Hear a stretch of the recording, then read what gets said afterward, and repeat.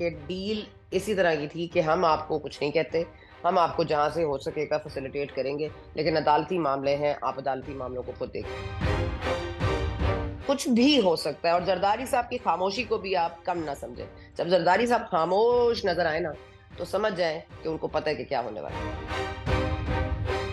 यही मियाँ साहब की जो पेशी थी, उसपे जो सरेंडर करके वो तशरीफ़ लाए, तो उनके जज ने पूछा, ना आप उनको अरेस्ट करना चाहते हैं, ना आप ये केस बढ़ाना चाहते हैं, तो फिर आप चाहते क्या हैं? कहते हैं जी हमें अभी डायरेक्शंस यही मिली हैं कि ये भी नहीं करना और ये भी नहीं करना, लेकिन ये डायरेक्शन नहीं मिली कि क्या करना है। एक आम आदमी की तो जब रोटी, बिजली, पानी, पेट्रोल के मसाइल हों, तो वो उसको क्या फ़र्क पड़ता है कि चोर है, डाकू है या सादिक है और अमीन है जो इस वक़्त हुकूमत चला रहा है। मेरे पास जो ख़बर है वो ये कि मैं हतमी तौर पर तो नहीं कह सकती, लेकिन जो मेरा आज तक ग्राउंड वर्क मुझे जो इत्तलात मिल रही हैं वो यही हैं कि डील इसी तरह की थी कि हम आपको कुछ नहीं कहते, हम आपको जहाँ से हो सकेगा फैसिलिटेट करेंगे, लेकिन अदालती मामले हैं, आप अदालती मामलों को खुद देखिए। देखिए, अगर आपने अदालती मामले में कोई फेयर ट्रायल की बात करनी है, तो फिर आपने वहाँ पर उँगली उठानी पड़ेगी, जो लोग ज़िम्मेदार थे। अगर जुडिशरी अंडरमाइन हुई, तो जुडिशरी को अंडरमाइन करने वाला कौन था? अगर जुडिशरी ने अपनी मनपसंद के फैसले दिए, तो वो मनपसंद के फैसले क्यों दिए गए? जेआईटी बनाई गई, उसमें हमारे मिलिट्री इंटेलिजेंस एजेंसीज़ के लोग भी शामिल किए गए। तो क्या हम आज ये कह रहे हैं कि वो तमाम तर चीज़ें, तमाम इदारों का इसमें रोल था, आपके जो मुकन्नना इदारे होते हैं, तमाम जो हैं वो बैठ के एक ही बात कर रहे थे, एक ही फैसला गलत दे रहे थे और आज फिर हम उसको अदालती एक कवर देना चाहते हैं।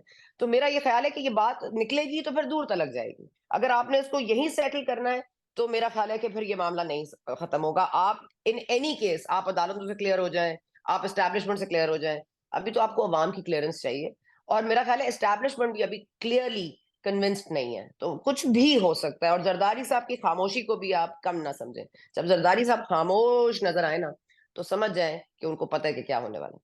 बहरहाल खबरें तो ये भी आ रही हैं कि ये जो फास्ट ट्रैक पे अदालती निज़ाम चला दिया गया है और बताया जा रहा है कि नवाज़ शरीफ साहब की ये भी एप्लीकेशन निपट गई, वो भी निपट गई, जज छुट्टी पे भी नहीं जाते, वो पिटीशन दायर करवाते हैं और आगे केस बढ़ जाता है। तो अदालती कवर ले रहे हैं नवाज़ शरीफ साहब के, अदालतों से क्लियर होके दिखाया ये जाए कि हमने लीगल तरीके से तमाम चीज़ों को फेस किया है। देखिए, कहने को तो लीगल तरीका तो ये भी नहीं था कि प्लेटलेट्स की वजह से आप बाहर जाएँ, इलाज कराने और फिर 4 साल बाद तशरीफ़ लाएँ, आपका भाई एक पूरी गारंटर बने और आप उसको कभी भी उसको ना समझें और फिर अभी आप खुद कह रहे हैं, ये रूम भी आपने रखा है कि कभी भी मुझे लंदन जाना पड़ सकता है फॉर चेकअप। तो ये तमाम तर चीज़ें जो मतलब जो बसीरत रखते हैं, उनके लिए बड़ी वाज़ेह निशानियाँ हैं कि मामलात इतने सादा नहीं हैं। और जो आपने इस वक़्त सवाल किया, सॉरी आपका सवाल मैं भूल गई हूँ अब। अदालती कवर लेने की आपका पट कि हाँ, अदालत अदालती कवर मैं वो कह रही हूँ ना जब आप कोई चीज़ गैर कानूनी, गैर आईनी करते हैं, तो फिर आप उसको गैर कानूनी और गैर आईनी तरीके से ही वापस कर सकते हैं ना। आप उसका कोई कानूनी जवाब तो नहीं क्रिएट कर सकते। हमारे यहाँ मसला ये है कि हम सारे गैर कानूनी चीज़ों का एक कानूनी कवर ढूँढने की कोशिश करते हैं और अगर मियाँ साहब भी वही कर रहे हैं, तो मेरा ख़्याल है उनको नहीं करना चाहिए। बिकॉज़ बहरहाल वो कहते हैं ना मेरे अल्लाह के सामने मैं सुरख़रू हो गया, मैंने अपने मामलात अल्लाह पे छोड़ दिए।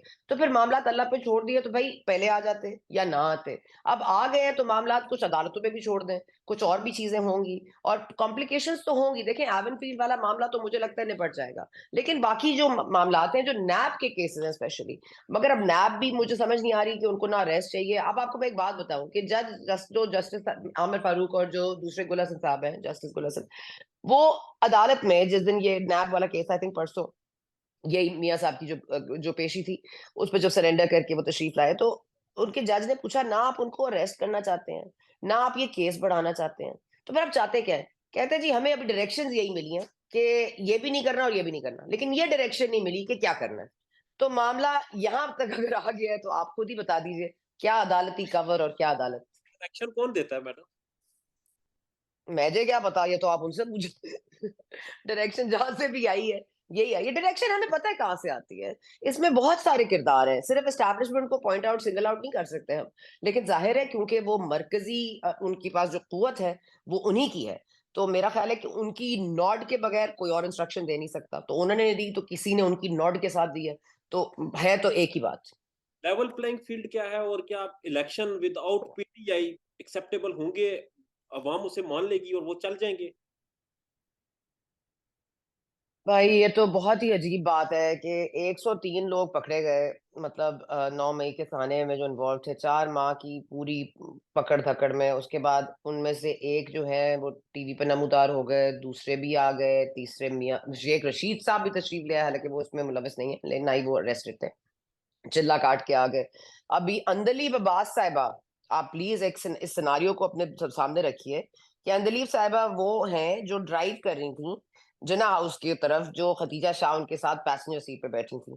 खतीजा शाह पे तीसरी एफआईआर दर्ज हो गई है और अंदलीब अब्बास साहिबा को स्कॉट फ्री छोड़ दिया है। मुराद राज साहब का भी नाम जियो फेंसिंग में आता है, फिर उनको भी छोड़ दिया जाता है। अभी तो इस्लामाबाद एटीसी ने भी जो नाम नौ दिए हैं, जो लोग उसमें मुलविस थे वहां पे हमला करने में, तो वो उनके ऊपर भी पर्चा कटा है, तो उसमें भी मुराद राज साहब का नाम है। फर्रुख हबीब साहब भी जा चुके। भाई ये जो तमाम लोग पकड़े गए थे इसी चीज के लिए, वो तो अब चले गए हैं। तो पीटीआई में जब तक इंतखाबात होंगे, मुझे लगता है पीटीआई में रह कौन जाएगा। और in any case I think आपको किसी भी जमात को इस तरह से नहीं करना चाहिए, आपको उनको इलेक्शन से बाहर नहीं करना चाहिए।